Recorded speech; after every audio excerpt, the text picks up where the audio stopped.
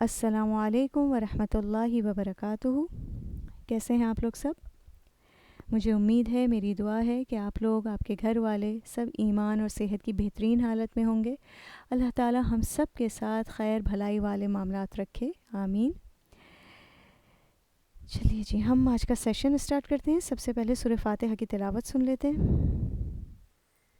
أعوذ بالله من الشيطان الرجيم. بسم الله الرحمن الرحيم. الحمد لله رب العالمين. الرحمن الرحيم مالك يوم الدين. إياك نعبد وإياك نستعين. اهدنا الصراط المستقيم. صراط الذين أنعمت عليهم غير المغضوب عليهم ولا الضالين.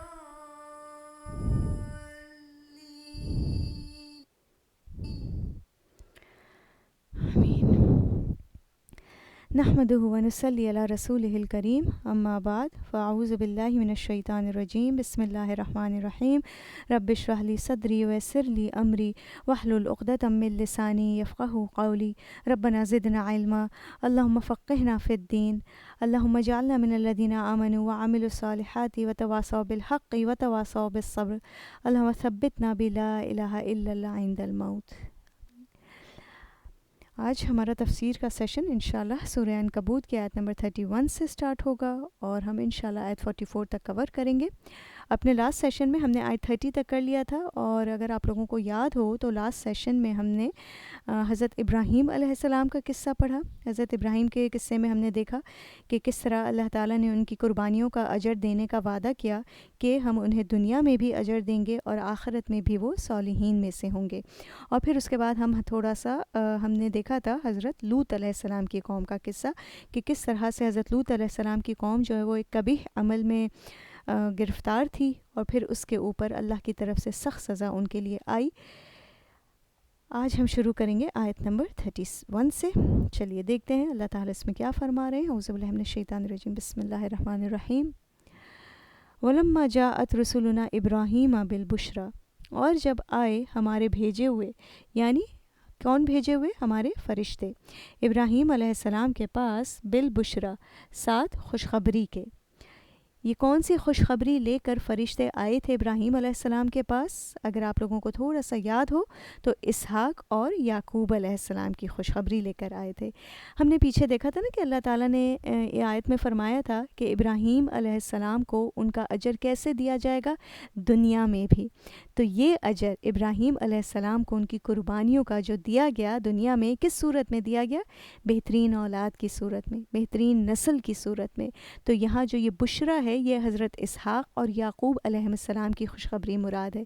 بیٹے کی خوشخبری بھی دی اور پھر پوتے کی خوشخبری بھی دی۔ تو اب یہ جو فرشتے آئے ابراہیم علیہ السلام کے پاس، قالو، تو انہوں نے کہا، اِنَّ مُہْلِكُ أَهْلِ هَٰذِهِ الْقَرْيَةِ، کہ بے شک ہم ہلاک کرنے والے ہیں اس بستی کے رہنے والوں کو۔ کیوں؟ اِنَّ أَهْلَهَا كَانُوا ظَالِمِينَ، کیونکہ اس کے رہنے والے تو ظالم ہو چکے ہیں۔ یعنی یہاں پر آپ دیکھیے کہ جو فرشتے آئے تھے تو یہ دو مشنز کے ساتھ آئے تھے، دو خبریں لے کر آئے تھے۔ ایک خوشخبری تھی اور دوسری عذاب کی خبر تھی، عذاب کا حکم تھا۔ اور یہاں پر جو ہذہ القریہ ہے تو اس سے مراد سدوم کے رہنے والے ہیں، ٹھیک ہے؟ سدوم کی بستی جو کہ کن کی تھی؟ حضرت لوط علیہ السلام کی بستی تھی۔ اور یہاں پر فرشتوں نے اس کی وجہ بھی بتا دی کہ ان کی ہلاکت کی وجہ کیا ہے۔ ان اہلہا کانوا ظالمین، کہ اس بستی کے رہنے والے ظالم ہیں، اپنے اوپر ظلم کرتے ہیں۔ کس طرح سے ظلم کرتے ہیں؟ اللہ کی بات نہ مان کر، پیغمبر کی بات نہ مان کر، پیغمبر کو جھٹلا کر۔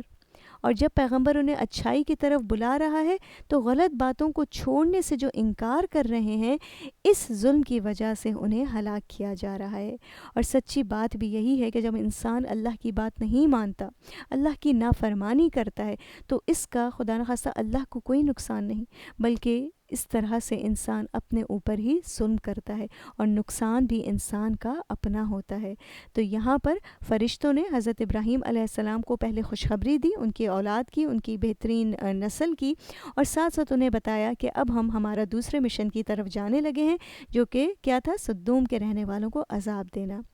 اتنی بڑی خوشخبری ملی حضرت ابراہیم علیہ السلام کو، اور ہم بار بار یہ دیکھ چکے ہیں، آپ میں سے سب جانتے ہوں گے کہ ابراہیم علیہ السلام کو جب یہ خوشخبری ملی تھی اس وقت ان کی عمر بہت زیادہ تھی۔ کچھ روایت سے ہمیں پتہ چلتا ہے کہ اس وقت ان کی عمر 100 سال تھی، اور بی بی سارہ 90 ایئرس کی تھی۔ اتنی بڑی عمر میں انہیں اولاد کی خوشخبری کا ملنا کوئی معمولی بات نہیں تھی۔ لیکن اس کے باوجود جیسے ہی ابراہیم علیہ السلام کو اس عذاب کے بارے میں پتہ چلا، قال ان فیہا لوطا، تو ابراہیم علیہ السلام نے کہا کہ بے شک اس میں تو لوط ہیں۔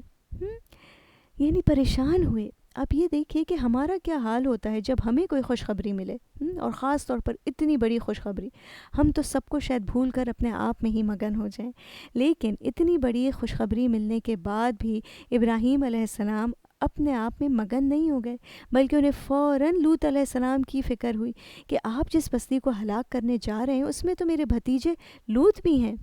جس پر فرشتوں نے کہا قالوا نحن اعلم بمن فیہا، ہم جانتے ہیں کہ اس میں کون ہے، یعنی جو نیک ہے، جو بد ہے، جو اچھا برا خیر شر جو بھی ہے اس بستی میں، ہم اسے بہتر طور پر جانتے ہیں۔ لننجینہ واہلہ الا امرأتہ، البتہ ہم ضرور نجات دیں گے اس کو اور اس کے گھر والوں کو، یعنی آپ پریشان نہ ہوں، ان کو، ان کے گھر والوں کو تو ہم نجات دے دیں گے، انہیں بچا لیں گے، جیسا کہ اللہ کا وعدہ بھی ہے، اللہ کی سنت ہے، ایمان والوں کو بچا لیا گیا۔ پچھلی جتنی قوموں کے حالات ہم نے پڑھے ڈیفرنٹ سوراز میں، ان میں آپ کو پہلے بھی بتا چکی ہوں کہ یہ اللہ کی سنت رہی کہ پچھلی قوموں نے جب ہلاک کیا، ان پر عذاب کا وقت آیا تو اللہ تعالیٰ نے پیغمبر کو اور جو ان پر ایمان لے آئے ان کو بچا لیا، اور باقی قوم کو عذاب دے دیا گیا۔ تو یہاں بھی یہی ہوا، فرشتوں نے کہا کہ آپ فکر نہ کریں، ہم اس کو اس کے گھر والوں کو بچا لیں گے، الا امرأتہ، سوائے اس کی بیوی کے، کانت من الغابرین، کیونکہ وہ پیچھے رہ جانے والوں میں سے ہے۔ غابر کا جو لفظ ہے یہ غین با را، اس کا روٹ ورڈ ہے۔ اردو میں اس سے ملتا جلتا لفظ ہم استعمال کرتے ہیں غبار، ٹھیک ہے۔ اور غبار آپ دیکھیے کہ کب اڑتا ہے، کہ جب بہت زیادہ لوگوں کا کوئی گروپ ہو، کوئی قافلہ کہیں سے گزرتا ہے تو اس کے گزر جانے کے بعد پیچھے سے غبار اڑتا ہے۔ تو چونکہ لوط علیہ السلام اور ان کی فیملی، جو ان کی بیٹیاں تھیں، وہ آگے بڑھ جائیں گی قوم سے عذاب سے بچ کر، اور ان کی بیوی پیچھے رہ جائے گی، تو اس مناسبت سے یہاں پر کہا گیا کانت من الغابرین، کہ وہ پیچھے رہ جانے والوں میں سے ہوگی۔ یہاں پر آپ دیکھیے کہ لوط علیہ السلام کو جب ابراہیم علیہ السلام نے سدوم میں بھیجا تھا تو لوط علیہ السلام نے اسی بستی میں سے کسی عورت سے شادی کر لی تھی۔ ان کی بیوی مسلمان تھی، لیکن اس کی وفاداری، اس کی طرفداری اس کی قوم کے ساتھ تھی، اور وہ اپنی قوم کے اس برے عمل کو برا نہیں سمجھتی تھی، حالانکہ مسلمان تھی۔ اور یہ بھی پتہ چلتا ہے کہ قوم کو فرشتوں کے آنے کی خبر بھی اس نے ہی دی تھی، تو اسی لیے کہا گیا کہ وہ عذاب میں، وہ قوم کے ساتھ اسے بھی عذاب دیا جائے گا۔ وَلَمَّا أَنْ جَاءَتْ رُسُلُنَا لُوطًا، اب کیا ہوا کہ جب آئے ہمارے فرشتے لوط علیہ السلام کے پاس، سِیءَ بِهِمْ، تو وہ غمگین ہو گیا ان سے۔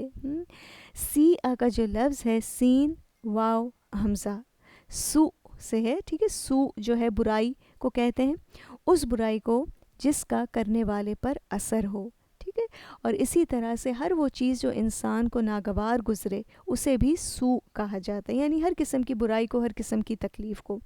تو یہاں پر کیا ہوا کہ جب یہ فرشتے لوط علیہ السلام کے پاس آئے تو لوط علیہ السلام تو پریشان ہوئے کہ یہ میرے مہمان ہیں، اور وہ اپنی قوم کے بارے میں جانتے تھے کہ اب میری قوم تو ان کو چھوڑے گی نہیں، کیونکہ یہ فرشتے جو آئے تھے ان کے پاس تو یہ بہت ہینڈسم مردوں کی شکل میں آئے تھے۔ کہا جاتا ہے کہ ان کی بیٹیوں نے جب دیکھا کہ اتنے اچھے ہینڈسم مرد آ رہے ہیں ہماری بستی میں، تو انہوں نے جا کے لوط علیہ السلام سے، یعنی اپنے والد سے یہی کہا کہ ہم نے اتنے ہینڈسم مرد آج تک نہیں دیکھے اس بستی میں جو آ رہے ہیں۔ اور پھر لوط علیہ السلام بھی ان تک پہنچے تو جب دیکھا کہ ہاں واقعی میں یہ تو اتنے خوبصورت انسان ہیں، تو وہ گھبرا گئے، پریشان ہو گئے کہ اب تو میری قوم انہیں نہیں چھوڑے گی۔ وَضَاقَ بِهِمْ ذَرْعًا، اور تنگ ہو گیا ان سے تنگ ہو گئے ان سے دل میں۔ داقہ ضاد یا قاف، تنگ ہونا، سینے کا گھٹنا، ذرعا کا روٹ ورڈ ہے ذا را عین، ٹھیک ہے، اور ذرا کے لفظی معنی ہوتے ہیں بازوؤں کو پھیلانا، ہاتھ کی کشادگی، گنجائش، طاقت۔ مراد یہ ہے کہ قوم کے مقابلے میں لوط علیہ السلام خود کو کمزور محسوس کر رہے تھے، کیونکہ ظاہر قوم کے لوگوں کی تعداد تو بہت زیادہ تھی اور لوط علیہ السلام ان کے مقابلے میں اکیلے تھے، تو لوط علیہ السلام کو اپنی طاقت کم ہوتی ہوئی محسوس ہوئی، اپنے آپ کو کمزور سمجھنے لگے، پریشان ہو گئے۔ یہ داغا بہم ذرا جو ہے نا، یہ عربی میں ایک محاورہ ہے، ٹھیک ہے، جو کہ موسٹلی آتا ہے جب انسان کی قوت انسان کو کم محسوس ہو دوسروں کے مقابلے میں، اس کے لیے۔ قالو، فرشتوں نے کہا لا تخف ولا تحزن، نہ ڈرو اور نہ غم کرو، ان منجوکا و اہلکا، ہم تو نجات دینے والے ہیں تمہیں اور تمہارے گھر والوں کو، الا امرأتک کانت من الغابرین، سوائے تمہاری بیوی کے کیونکہ وہ پیچھے رہ جانے والوں میں سے ہے، وہ قوم کے ساتھ عذاب کا شکار ہو جائے گی۔ اور اس کا ریزن کیا تھا؟ میں پہلے بتا دیا کہ اپنی قوم کو فرشتوں کے آنے کی خبر بھی اس عورت نے ہی دی تھی۔ ان منزلون علی اہل هذه القریہ، بے شک ہم نازل کرنے والے ہیں اس بستی کے رہنے والوں پر، رجزم من السماء، آسمان سے ایک عذاب، ایک بلا، ایک مصیبت، بما کانوا یفسقون، اس وجہ سے کہ وہ نافرمانی کرتے تھے، اپنی حدوں سے نکل جاتے تھے۔ فسق آتا ہے بہت نافرمانی کے لیے، فاسق ایسے شخص کو کہتے ہیں جو کہ فجار، فاسق، جو بہت زیادہ نافرمانیاں کرتا ہے، اپنی لمٹس کو کراس کر دیتا ہے۔ تو یہاں پر فرشتوں نے کہا کہ اس بستی پر کیا نازل ہونے والا ہے؟ رجزم من السماء، رجزن، را جیم زال اس کا روٹ ورڈ ہے، اور رجز آتا ہے ایسی سزا کے لیے جو دیکھنے والے پر کپ کپی طاری کر دے، یعنی انتہائی شدید اور سخت سزا، بہت زیادہ گندے عذاب کے لیے۔ اور یہاں پر اشارہ کس طرف ہے؟ جو پتھروں کی بارش ان پر ہوئی تھی۔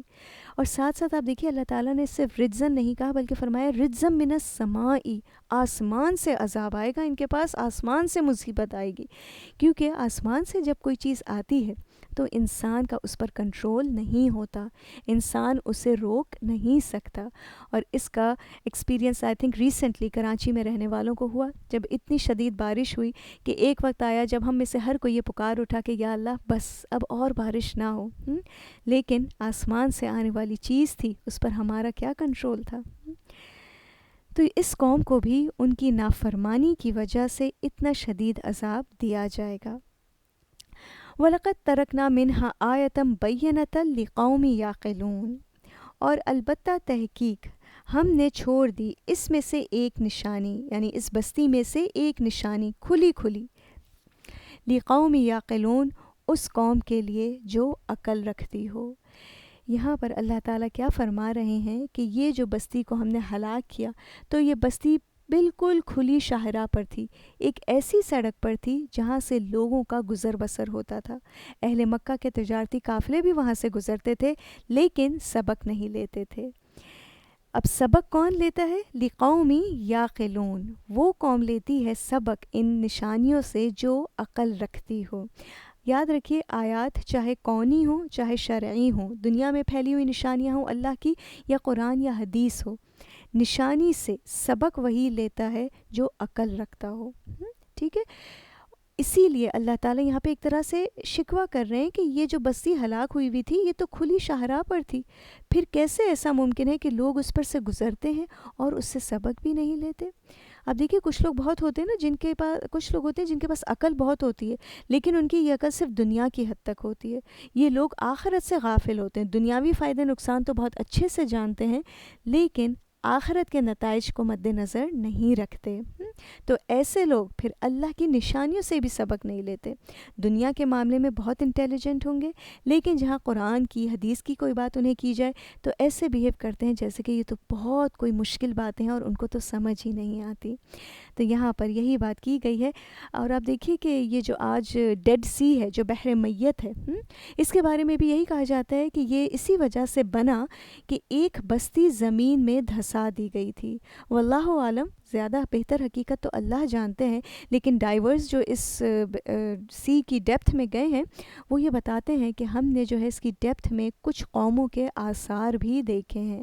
اور ویسے بھی ڈیڈ سی کا اگر آپ لوکیشن دیکھیں تو یہ جو کہتے ہیں ریسرچ ریسرچرز کہتے ہیں کہ یہ ایسی جگہ پر ہے جہاں پر کوئی ریزن نہیں ہے کہ اس جگہ پر کوئی سی یا اوشن وغیرہ ہو. تو واللہ عالم. لیکن وہی بات ہے کہ ڈاٹ سے ڈاٹ کنیکٹ ہوتے جاتے ہیں اور یہ سب اللہ کی نشانیاں ہیں.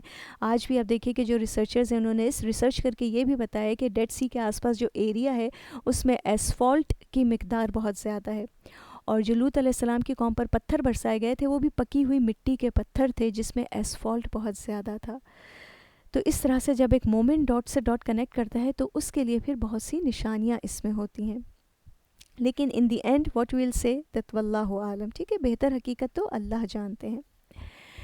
اب آگے ایک دوسری قوم کا ذکر. وَإِلَى مَدْيَنَ أَخَاهُمْ شُعَيْبًا، اور مدین کی طرف ہم نے ان کے بھائی شعیب علیہ السلام کو بھیجا. اب یہ مدین کون تھے؟ آپ دیکھیے کہ ابراہیم علیہ السلام نے بی بی سارہ کے بعد ایک تیسرا نکاح کیا تھا قطورہ نامی عورت سے، اور اس قطورہ نامی عورت سے ابراہیم علیہ السلام کی اولاد بھی ہوئی. 6 بیٹے ہوئے، جن میں سے ایک بیٹا جس کا نام مدیان تھا وہ اس علاقے میں آ کر بسا.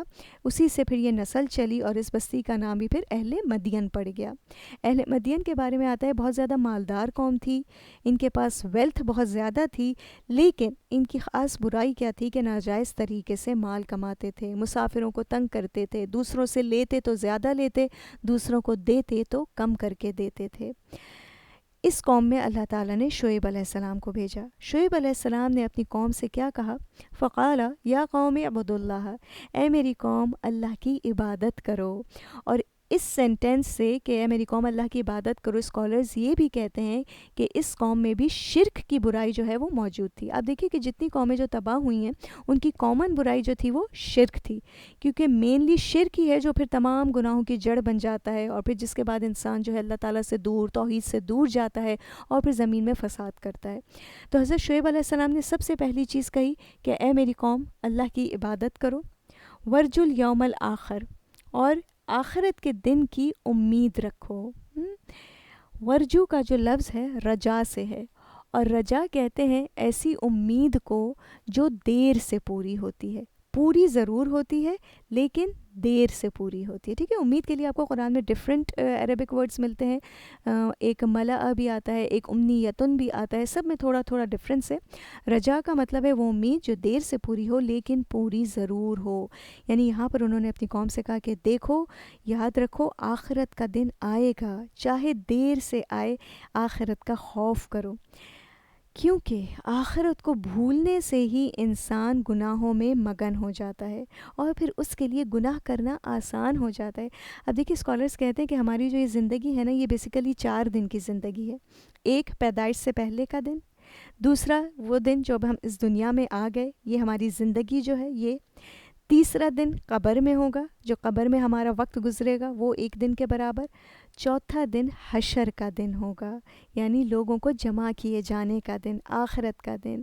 تو وہی بات ہے کہ ایک مومن جب اس چیز پر فوکس کرتا ہے، آخرت کی امید رکھتا ہے، تو پھر چاہے سردی ہو، گرمی ہو، جوان ہو، بوڑھا ہو، اس کا مقصد صرف ایک ہوتا ہے کہ وہ آخرت کو سامنے رکھ کر اپنا ہر عمل کرتا ہے.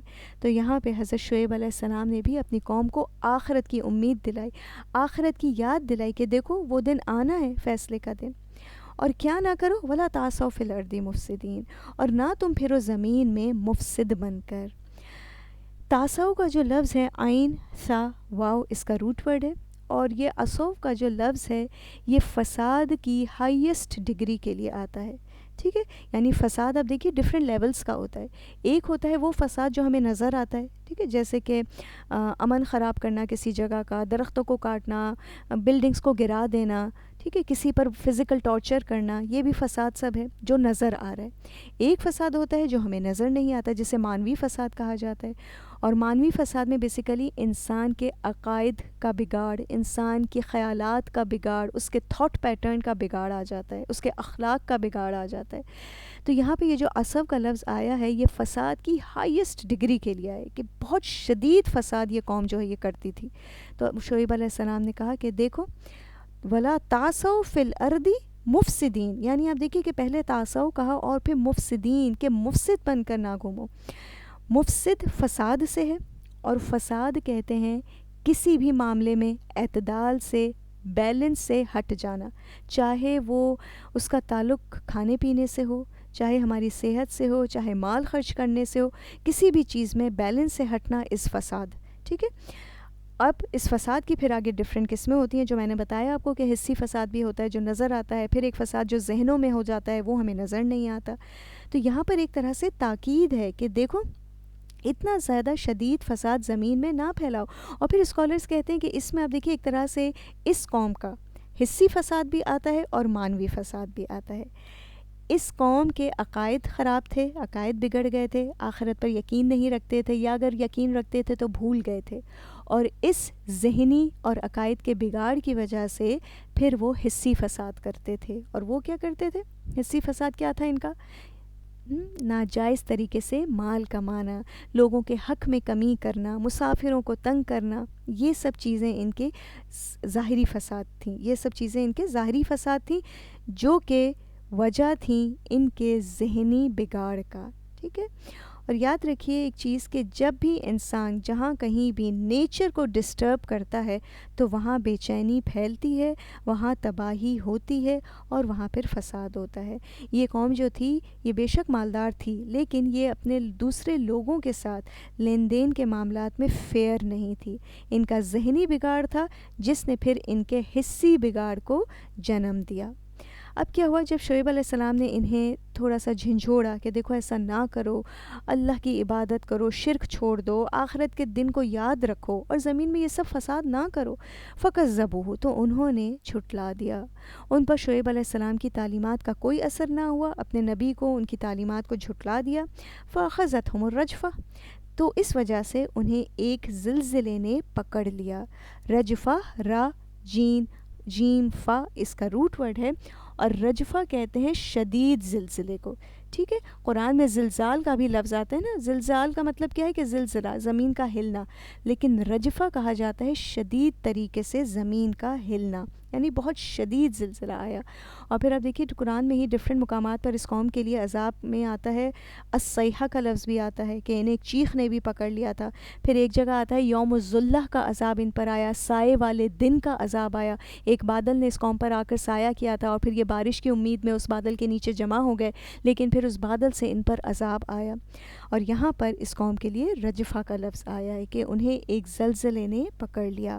اور کیا ہوا؟ فَأَصْبَحُوا فِي دَارِهِمْ جَاثِمِينَ، کہ انہوں نے صبح کی اپنے گھروں میں گھٹنوں کے بل گرے ہوئے. جاسمین کا جو لفظ ہے جیم سا میم اس کا روٹ ورڈ ہے جسامہ، اور جسامہ کہتے ہیں پرندے کا زمین پر سینے کے بل بیٹھنا. اگر کبھی آپ نے دیکھا ہو کسی پرندے کو جو اوپر سے آتا ہے اور وہ زمین پر لینڈ کس طرح ہوتا ہے؟ اپنے سینے پر. تو یہ گرنا عبرت کا گرنا تھا. یعنی ایک طرح سے اللہ تعالیٰ فرما رہے کہ اس قوم کو ذلیل و خوار کر کے ختم کر دیا گیا. زلزلہ آیا، اور اس زلزلے کے آنے کی وجہ سے یہ سب کے سب ذلیل و خوار ہو کر اپنے سینوں کے بل زمین پر گر پڑے. یعنی ایک طرح سے اس قوم کو بھی پھر عبرت کی نشانی بنا دیا گیا. اب آگے دو ڈفرینٹ اور قوموں کا ذکر ہے. ان کے انبیاء کا نام یہاں نہیں لیا گیا. ٹھیک ہے. وَعَادًا وَثَمُودَ، اور قوم عاد کو اور قوم ثمود کو بھی ہم نے ہلاک کر دیا. قوم عاد اور قوم ثمود ان قوموں میں سے ہیں جو کہ پیرشڈ نیشنز ہیں، جنہیں تباہ ختم کر دیا گیا، بالکل ہلاک کر دیا گیا. قوم عاد، قوم ثمود ہم جو ہے سورہ قصص میں آئی تھنک بہت زیادہ ڈیٹیل میں ان سب قوموں کے بارے میں پڑھ چکے ہیں. یہاں پہ صرف مختصر سا بتاؤں گی میں کہ قوم عاد کو قوم ارم بھی کہا جاتا ہے، اور یہ جو قوم عاد تھی یہ احقاف کے علاقے میں رہتے تھے. اور اسی طرح سے قوم ثمود جو تھی انہیں اصحاب حجر بھی کہا جاتا ہے، اور یہ حجر کے علاقے میں رہتے تھے. ان دونوں قوموں کے بارے میں آتا ہے کہ یہ بہت زیادہ ترقی یافتہ قومیں تھیں. ان کے پاس مال بھی تھا، ان کے پاس انٹلیکٹ بھی تھی، اور اس انٹلیکٹ کو استعمال کرتے ہوئے بہت زیادہ گھر بناتے تھے اپنے لیے، پہاڑوں پر بھی بناتے تھے، وادیوں میں بھی بناتے تھے، بڑے بڑے گھر بناتے تھے. یعنی ایک طرح سے آپ کہہ سکتے ہیں کہ اللہ تعالیٰ نے انہیں ہر طریقے سے نوازا تھا. مال و دولت بھی تھی، ان کے پاس افرادی قوت بھی تھی، ان کے پاس رزق بھی اللہ کا دیا ہوا تھا، صحت بھی تھی، ٹیلنٹ بھی تھا.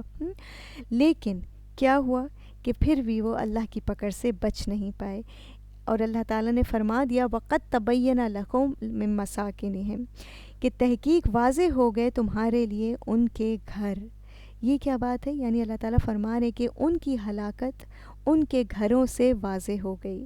ان کے گھر تو ہیں لیکن ان میں آبادی نہیں، لوگ نہیں، تو تم ان سے عبرت پکڑو. عاد اور سمود بھی بہت زیادہ ہوشیار لوگ تھے، لیکن صرف اور صرف دنیا کی حد تک. اور اہل مکہ اور باقی لوگ ان قوموں کی تباہ شدہ راستوں سے، ان کی تباہ شدہ بستیوں سے گزرتے تھے، آنکھوں سے دیکھتے تھے، لیکن سمجھتے نہیں تھے کہ اس قوم پر آخر ہوا کیا، کہاں گئی یہ قوم، کیوں اللہ کا عذاب آیا. آج بھی آپ دیکھیے کہ ایسے جو بھی جتنے سائٹس ہیں وہاں پر جب ہم جاتے ہیں تو آئی تھنک بہت کم لوگ ہیں جو یہ سوچتے ہوں کہ کہاں گئے یہ لوگ، کیا ہوا ان کے ساتھ. ہماری ہی طرح کے یہ لوگ تھے، بلکہ آئی تھنک کہ وہ جو سویلائزیشنس تھیں وہ آج ہم سے بھی بہت زیادہ اچھے اس میں تھیں. ان کا ڈرینیج سسٹم، ان کے جتنے بھی ان کے گھروں کے، اگر آپ موئنجو ڈارو اور جو ہڑپا ہے ان کی آپ ہسٹری پڑھیں تو یو ول بی امیزڈ کہ کیا زبردست ان کے ہاں انتظام تھا ہر چیز کا. شاید آج ہمارے انتظامات سے بہتر ان کے سارے انتظامات ہوتے تھے. لیکن اللہ تعالیٰ نے کس طرح سے انہیں بھی، عاد اور سمود کے بارے میں اللہ فرما رہے ہیں کہ انہیں اللہ نے تباہ کر دیا اور ان کے گھروں سے ان کی یہ ہلاکت بالکل واضح تھی، لیکن تم ان کے راستوں سے گزرتے ہو لیکن سبق نہیں لیتے. وَزَيَّنَ لَهُمُ الشَّيْطَانُ أَعْمَالَهُمْ، خوبصورت بنا دیا ان کے لیے شیطان نے ان کے اعمال کو. اور یہ سب سے زیادہ ڈینجرس پوائنٹ ہوتا ہے کہ جب انسان کوئی غلط کام کر رہا ہو لیکن اپنی اس غلطی کو صحیح سمجھے، اپنی اس غلطی کو جسٹیفائی کرے اور اپنی برائی کو برا نہ سمجھے. اور یہ شیطان کا ایک وار ہوتا ہے. اور جب شیطان برائی کو اچھا بنا کر انسان کے سامنے پیش کرتا ہے، اس کا امپیکٹ کیا ہوتا ہے؟ فَصَدَّهُمْ عَنِ السَّبِيلِ، پھر انسان جو ہے وہ سیدھے راستے سے رک جاتا ہے. یہ افیکٹ ہوتا ہے برائی کے خوبصورت ہو جانے کا. وَكَانُوا مُسْتَبْصِرِينَ، اور وہ تو ہوش مند لوگ تھے، بصارت والے لوگ تھے، اچھے لوگ، ذہین لوگ تھے، بہت زیادہ ہوشیار لوگ تھے. لیکن ان کا قصور کیا تھا؟ ان کی غلطی کیا تھی؟ آخرت کے معاملے میں لاپرواہ ہو گئے تھے، اندھے ہو گئے تھے.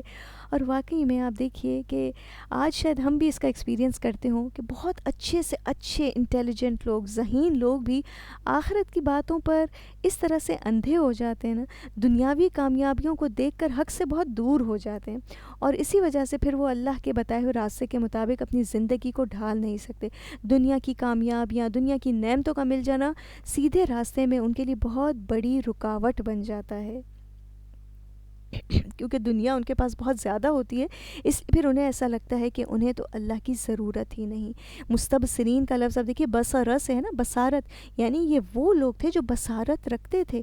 پہلے اقوام کی یہ ان کی بات کی جا رہی ہے، عاد اور سمود کی، کہ سمجھدار لوگ تھے.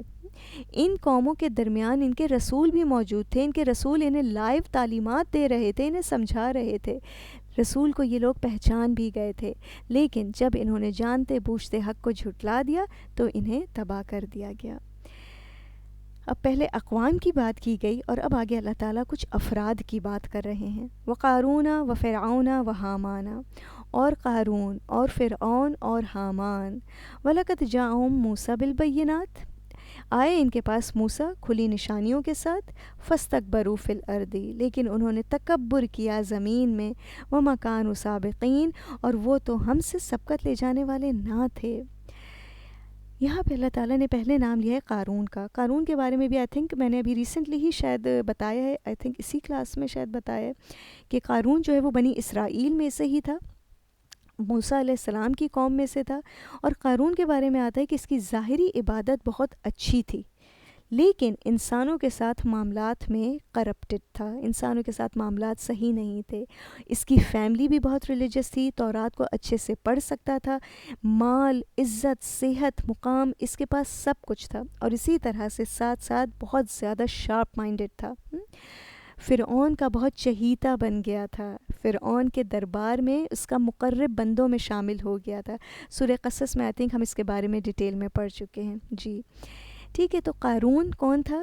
قارون بنی اسرائیلی ہی تھا، لیکن فرعون کا بہت زیادہ چہیتا، اور ایک طرح سے کچھ روایت میں آتا ہے کہ فرعون اسے پھر بنی اسرائیل کے اوپر ایز اے اسپائی یوز کرتا تھا، کیونکہ قارون جو ہے وہ بنی اسرائیل کا فرد تھا لیکن یہ لکھنا پڑھنا جانتا تھا اور بہت شارپ بھی تھا. تو ایک دفعہ اس نے فرعون کے ایک فوجی سے کہا کہ دیکھیں میں لکھنا پڑھنا جانتا ہوں، میں آپ کی مدد کرنا چاہتا ہوں.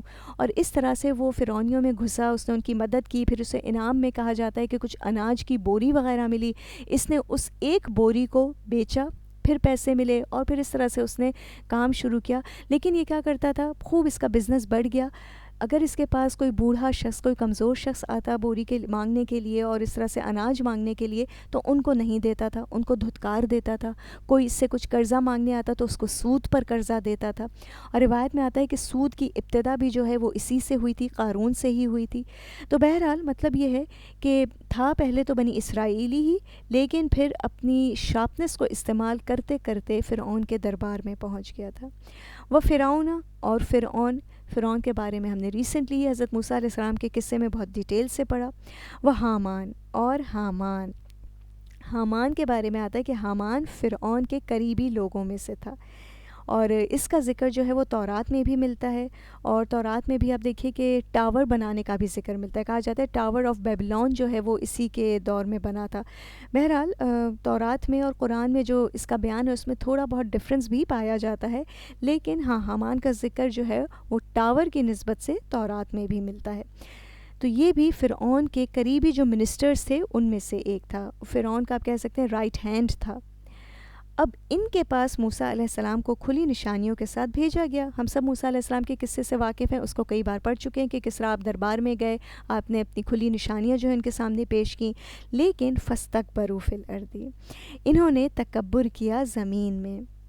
ایک کو اپنے مال کا تکبر، ایک کو اپنے علم کا تکبر، ایک کو اپنی عزت کا، اپنے جاہ و جلال کا تکبر. قارون کے پاس مال تھا بہت زیادہ، انٹلیکٹ تھی، اس کا تکبر. فرعون کے پاس آپ دیکھیے جو وہ خدائی کا دعویٰ کرتا تھا، اس کے پاس جو رتبہ تھا اس کا تکبر. اور اسی طرح سے حامان کے پاس جو مقام تھا کہ وہ فرعون کے مقرب بندوں میں سے تھا، فرعون کا رائٹ ہینڈ تھا. فرعون کے لیے آپ دیکھیے کہ وہ VIP تھا، ویری امپورٹنٹ پرسن. لیکن ان لوگوں نے کیا کیا، زمین میں تکبر کیا، اپنی ان نعمتوں کو اللہ کی طرف سے نہ جانا، بلکہ کیا کہتے تھے کہ یہ سب کچھ تو ہماری ہی انٹلیکٹ کی وجہ سے ہمیں ملا ہے. اور یہی بات ہے، اب دیکھیے شیطان انسان کو دنیا کے علم پر، دنیا کے مال و دولت پر ہی خوش کر دیتا ہے، اور پھر انسان کو اللہ کے دین سے، اللہ کی کتاب سے بہت دور کر دیتا ہے کہ انسان کو اس کی ضرورت ہی محسوس نہیں ہوتی. لیکن اللہ نے فرما دیا وَمَا كَانُوا سَابِقِينَ کہ یہ بھی لوگ ہماری پکڑ سے بچ نہ سکے. فَكُلًّا أَخَذْنَا بِذَنبِهِ، ان میں سے ہر ایک کو ہم نے اس کے گناہ کی وجہ سے پکڑ لیا. فَمِنْهُمْ مَنْ أَرْسَلْنَا عَلَيْهِ حَاصِبًا، تو ان میں سے کچھ ایسے تھے جن پر ہم نے کیا بھیجی، حاصبہ، یعنی پتھروں کی بارش. حاصبہ پتھروں والی آندھی کے لیے آتا ہے. اس آیت میں اب دیکھیے یہ جو ہے آیت نمبر 40، اس میں اللہ تعالیٰ نے مختلف عذابوں کو اکٹھا کر کے بیان کر دیا ہے. ایک کیا کہ ہم نے ان پر پتھروں کی بارش بھیجی. وہ کون سی قوم تھی؟ قوم لوط. اور قوم عاد کے بارے میں بھی آتا ہے کہ ان پر بھی پتھروں کی بارش ہوئی تھی. وَمِنْهُمْ مَنْ أَخَذَتْهُ الصَّيْحَةُ، کچھ ان میں سے ایسے تھے جن کو ایک دھماکے نے پکڑ لیا، ایک چیخ نے پکڑ لیا، جیسے کہ اہل مدین اور سمود. وَمِنْهُمْ مَنْ خَسَفْنَا بِهِ الْأَرْضَ، اور ان میں سے کچھ ایسے تھے جن کو ہم نے دھسا دیا زمین میں. یہ کون تھے؟ قوم لوط اور قوم لوط اور قارون، رائٹ، قارون کو بھی دھسا دیا گیا تھا. وَمِنْهُمْ مَنْ أَغْرَقْنَا، کچھ ایسے ہیں جن کو ہم نے غرق کر دیا، قوم نوح اور قوم فرعون. وَمَا كَانَ اللَّهُ لِيَظْلِمَهُمْ، لیکن بات کیا ہے کہ اللہ نے کسی پر ظلم نہیں کیا. وَلَكِنْ كَانُوا أَنفُسَهُمْ يَظْلِمُونَ، لیکن یہ لوگ تو اپنی جانوں پر خود ظلم کرتے تھے. اس آیت میں اللہ تعالیٰ نے یہ جو 4 قسم کے عذاب بتائے ہیں، تو اب دیکھیے اللہ تعالیٰ یہ بتا رہے ہیں کہ عذاب اوپر سے بھی آ سکتا ہے، نیچے سے بھی آ سکتا ہے، دائیں بائیں سے، چاروں طرف سے آ سکتا ہے. لیکن ساتھ ہی اللہ تعالیٰ نے بتا دیا کہ اللہ تعالیٰ کسی پر ظلم نہیں کرتے. یہ انسان ہے جو اپنے عمل سے حجت تمام کرتا ہے اور اپنے عمل کو اپنے خلاف گواہ بناتا ہے اور پھر ظلم کرتا ہے اپنے اوپر، اور اسی طرح سے پھر قوموں کو اور افراد کو ہلاک کر دیا جاتا ہے. اب دیکھیے اس آیت میں جو آیت نمبر 40 ہے، ایک طرح سے اسکالرز کہتے ہیں کہ صحابہ کرام کو اور مومنین کو تسلی دی جا رہی ہے کہ دیکھو تم سے پہلے قوموں پر بھی مشکلات آئیں، لیکن تم جمے رہو، ہمت نہ ہارو، کیونکہ اللہ کی مدد آئے گی جیسے پہلے آتی رہی ہے۔ اور اسی طرح سے مشرکین کے لیے اور بعد میں آنے والے تمام نافرمانوں کے لیے اس آیت میں ایک وارننگ ہے کہ دیکھو اللہ کی طرف سے ملنے والی مہلت کو معمولی نہ سمجھو، یہ لمیٹڈ ٹائم ہے، اگر توبہ نہ کی، سدھرے نہیں تو انجام برا ہوگا۔ مثل الذین اتخذوا من دون اللہ اولیاء، اب یہاں پر اس آیت میں آیت نمبر 41 میں پہلا خطاب تو مشرکین سے ہے اور پھر ہر اس شخص سے ہے جس کی زندگی میں اللہ کے علاوہ کوئی اور ولی یا معبود موجود ہے۔ یہاں پر اللہ فرما رہے ہیں ان لوگوں کی مثال جنہوں نے اللہ کے علاوہ کسی اور کو ولی بنا لیا۔ اور ولی کون ہوتا ہے؟ مددگار جو آپ کے بہت قریب ہو، آپ کے کاموں کو سنوار دے، چاہے وہ کوئی بت ہے یا چاہے کوئی انسان ہے یا چاہے کوئی فوت شدہ شخص ہے، آپ کی کوئی خواہش ہے، آپ کا اپنا نفس ہے، ہر وہ چیز جس پر آپ اللہ کو چھوڑ کر توکل کریں، جو اللہ سے بڑھ کر جس سے آپ کو محبت ہو، جس کی فرما برداری میں آپ اللہ کی نافرمانی کر دیں، جس سے نفع نقصان کی امید ہو غیر اللہ، ٹھیک ہے، اللہ کے سوا کوئی بھی ایسی چیز، اس کو اگر انسان ولی بنا لیتا ہے تو ایسے شخص کی مثال کیسی ہے؟ کمثل العنکبوت، ایک مکڑی کی مثال ہے۔ اب دیکھیے ولی کا لفظ جو مددگار ہے نا، عربک میں دوستی کے لیے بھی ڈیفرنٹ لیولز ہیں، ٹھیک ہے، تو یہ جو ڈیفرنٹ لیولز ہیں اس میں سے ولی کا جو لیول ہے یہ آتا ہے کہ بہت زیادہ کوئی قریبی آپ کا شخص ہو، یعنی کوئی بھی آپ کو مشکل کوئی پریشانی ہے تو آپ اس شخص کی طرف رجوع کریں، ایسا شخص آپ ولی ہوتا ہے۔ تو اللہ کو چھوڑ کر جو دوسروں کو ولی بناتے ہیں ان کی مثال تو بالکل مکڑی کی سی ہے۔ اتخذت بیتا، جس نے بنا لیا اپنا ایک گھر، اب اس کو ذہن میں رکھتے جائیے، مکڑی کے گھر کو ذہن میں رکھیے، ٹھیک ہے، مکڑی نے اپنا گھر بنایا۔ ان اوہن البیوتی لبیت العنکبوت، بے شک سارے گھروں میں سے سب سے زیادہ کمزور گھر مکڑی کا ہے۔ لو کانوا یعلمون، کاش کہ وہ جانتے ہوتے۔ اب یہاں پر آپ مکڑی کے گھر کو ذرا ذہن میں لائیے، کیا ہوتا ہے وہ؟ ایک جالا ہوتا ہے، اور کیسا جالا؟ جو شاید ایک پھونک سے، ہلکی سی پھونک سے بھی اڑ جاتا ہے۔ امام ابن القیم کہتے ہیں اس آیت کی تفسیر میں کہ جب انسان اللہ کے علاوہ دوسروں پر توقعات کرتا ہے تو اس کے رزلٹس بھی ہمیشہ اپوزٹ نکلتے ہیں۔ اسی طرح سے آپ دیکھیں امام رادی کہتے ہیں کہ جب ہوا اس مکڑی کے جالے کو لے کر اڑ جاتی ہے، یہ جالا ختم ہو جاتا ہے، تو پھر یہ نہ جالا نظر آتا ہے نہ ہی اس کی باقیات نظر آتی ہیں۔ یعنی یہاں پر کیا کہا جا رہا ہے کہ اللہ کے سہارے کے علاوہ جس کسی کا سہارا تم لیتے ہو، جس چیز پر ڈپینڈنٹ ہو جاتے ہو، تو یاد رکھو کہ وہ تو بہت کمزور سہارا ہے۔ ذرا سا اگر آپ امیجن کریں کہ ہم کسی جنگل میں جا رہے ہیں، وہاں اگر ہمارا پاؤں پھسل گیا، اب کیا ہے، پاؤں پھسلنے لگے تو ہمیں کسی چیز کو پکڑنا ہے، لیکن ہمیں کوئی چیز نظر نہیں آ رہی ادھر ادھر سوائے اس مکڑی کے جالے کے۔ اب کیا ہوگا؟ ہم اس مکڑی کے جالے کو پکڑیں گے، اسے تھامیں گے تو کیا ہوگا؟ جالا ٹوٹ جائے گا اور ہم گر جائیں گے۔ کوئی فائدہ ہوگا؟ کوئی فائدہ نہیں۔ تو یہاں پر اتنی خوبصورت مثال اللہ تعالیٰ نے بیان کی ہے، اور یہاں پر جو یہ اوہن کا لفظ ہے نا، وہنا، اس کا روٹ ورڈ ہے، اور وہنا کہتے ہیں ہڈیوں کے کمزور ہو جانے کو، ٹھیک ہے، کسی سالڈ چیز کا کمزور ہو جانا، اور یہ استعمال ہوتا ہے ایک طرح سے جسمانی کمزوری کے لیے۔ حضرت زکریا علیہ السلام کے قصے میں ہم نے پڑھا تھا، انہوں نے بھی یہی کہا تھا وہن العظم، کہ کمزور ہو گئی ہیں میری ہڈیاں۔ اور اسی طرح سے آپ دیکھیے کہ امام فخر الدین رازی کہتے ہیں کہ انسان جب گھر بناتا ہے تو اس کے گھر بنانے کے دو مین مقصد ہوتے ہیں، ایک اس کو جو ہے ویدر سے پروٹیکشن ملے، گرمی سردی سے، اور دوسرا اسے چھت مل جائے، پناہ مل جائے، اس کے لیے وہ پناہ کی جگہ ہو۔ لیکن مکڑی کے جالے میں ان دونوں میں سے کوئی کوالٹی نہیں، نہ وہ شیلٹر دیتا ہے نہ وہ ویدر کے اثرات سے بچاتا ہے، بلکہ اگر آپ مکڑی کے بارے میں آپ ریسرچز پڑھیں تو آپ دیکھیں گے کہ مکڑی کا گھر تو بہت ڈیڈلی بھی ہوتا ہے، کیونکہ آتا ہے کہ مکڑی جو اپنا گھر بناتی ہے، یہ جو جالا بناتی ہے، یہ اس میں رہنے کے لیے نہیں بناتی بلکہ اپنے دشمن کو ٹریپ کرنے کے لیے بناتی ہے۔ تو مکڑی کے جالے کی مثال دے کر اللہ بتا رہے ہیں کہ دیکھو اے انسان، اللہ کو چھوڑ کر تم جس کسی سہارے کو تھامتے ہو، جس کسی دنیاوی سہارے کو، تو وہ تو انتہائی کمزور ہے، ایک پھونک کی دیر ہے اور وہ اڑ جائے گا۔ یہاں پر بیسیکلی دنیاوی سہاروں کی حقیقت کو کھول دیا گیا ہے۔ اور اللہ تعالیٰ نے ایک طرح سے مشرکین مکہ کو بھی اور پھر بعد میں آنے والے ہر شخص کو جو اللہ کو چھوڑ کر دوسری چیزوں کی طرف جاتا ہے، ان کو یہ سمجھایا ہے کہ دیکھو وہ تو بہت ہی کمزور سہارا ہے، سب سے مضبوط سہارا کون سا ہے؟ اللہ کا سہارا ہے۔ ان اللہ یعلم ما یدعون من دونہ من شیء، بے شک اللہ جانتا ہے اس کو جسے وہ پکارتے ہیں اس کے سوا کسی بھی چیز کو۔ اچھا، یہاں پہ پچھلی آیت میں ایک اور بات جو آ رہا ہے نا آخر میں، لو کانوا یعلمون، کہ کاش وہ جانتے ہوتے۔ کیا جانتے؟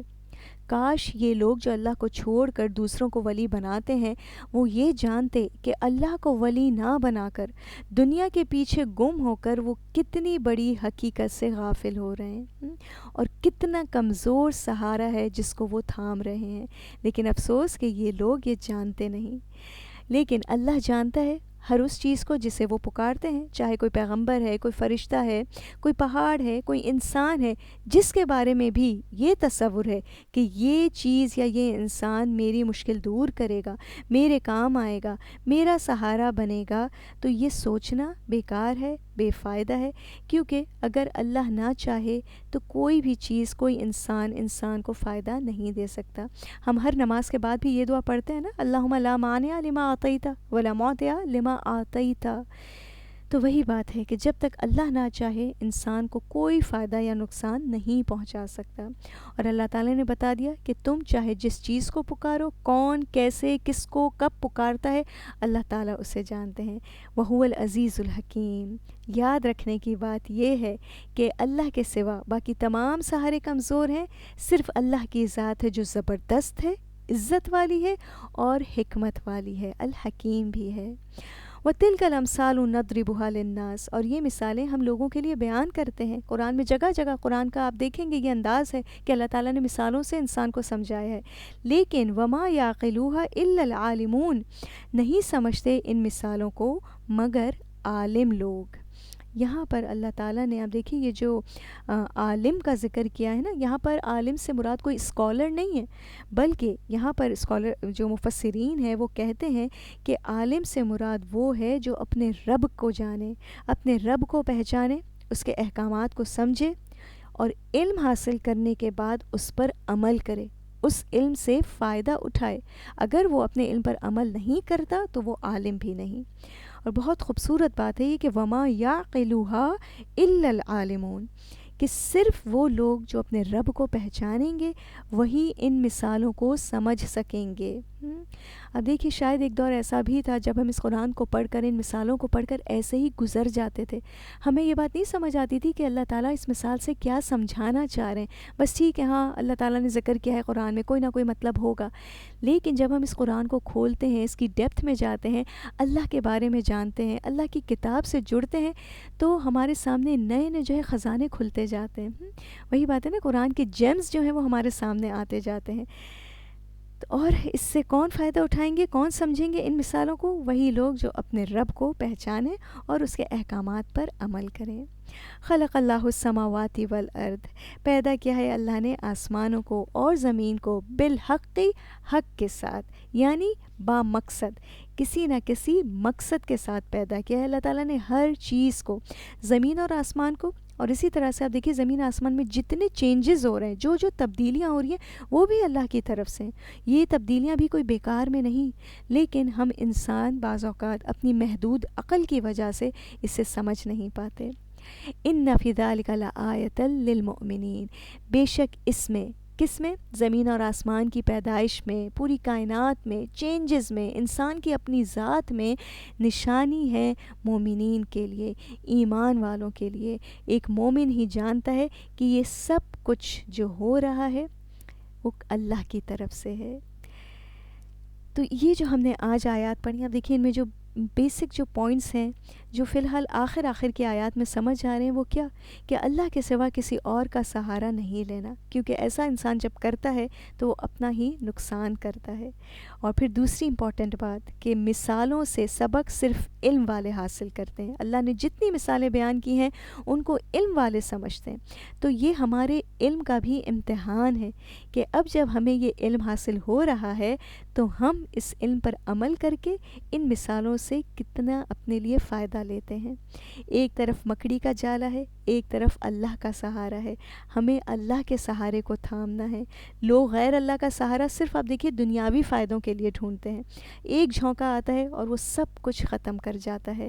تو ہمارے لیے عمل کا پوائنٹ کیا ہے کہ تمام دنیاوی سہاروں کو چھوڑ کر صرف اور صرف اللہ کے سہارے کو تھامیں. یہاں پر ہمارا آج کا سیشن ختم ہوتا ہے. ان آیات کی تلاوت سن لیتے ہیں. ولما جاءت رسلنا إبراهيم بالبشرى قالوا إنا مهلكو أهل هذه القرية إن أهلها كانوا ظالمين قال إن فيها لوطا قالوا نحن أعلم بمن فيها لننجينه وأهله إلا امرأته كانت من الغابرين ولما أن جاءت رسلنا لوطا سيء بهم وضاق بهم ذرعا وقالوا لا تخف ولا تحزن إنا منجوك وأهلك إلا امرأتك كانت من الغابرين إنا منزلون على أهل هذه القرية رجزا من السماء بما كانوا يفسقون ولقد تركنا منها آية بينة لقوم يعقلون وإلى مدين أخاهم شعيبا فقال يا قوم اعبدوا الله وارجوا اليوم الآخر ولا تعثوا في الأرض مفسدين فكذبوه فأخذتهم الرجفة فأصبحوا في دارهم جاثمين وعادا وثمود وقد تبين لكم من مساكنهم وزين لهم الشيطان أعمالهم فصدهم عن السبيل وكانوا مستبصرين وقارون وفرعون وهامان ولقد جاءهم موسى بالبينات فاستكبروا في الأرض وما كانوا سابقين فكلا أخذنا بذنبه فمنهم من أرسلنا عليه حاصبا ومنهم من أخذته الصيحة ومنهم من خسفنا به الأرض ومنهم من أغرقنا وما كان الله ليظلمهم ولكن كانوا أنفسهم يظلمون مثل الذين اتخذوا من دون الله أولياء كمثل العنكبوت اتخذت بيتا وإن أوهن البيوت لبيت العنكبوت لو كانوا يعلمون إن الله يعلم ما يدعون من دونه من شيء وهو العزيز الحكيم وتلك الأمثال نضربها للناس وما يعقلها إلا العالمون خلق الله السماوات والأرض بالحق إن في ذلك لآية للمؤمنين. اللہ تعالیٰ سے دعا ہے کہ اللہ تعالیٰ ہمیں پل بھر کے لیے بھی ہمارے اپنے نفسوں کے حوالے نہ کرے. ہمارے اللہ تعالیٰ ہمیں ایمان والی زندگی اور ایمان پر ہی موت نصیب فرمائے. وآخر دعوانا الحمد للہ رب العالمین. سبحانک اللہم و بحمدک اشہد ان لا الہ الا انت استغفرک و اتوب الیک. السلام علیکم ورحمۃ اللہ وبرکاتہ.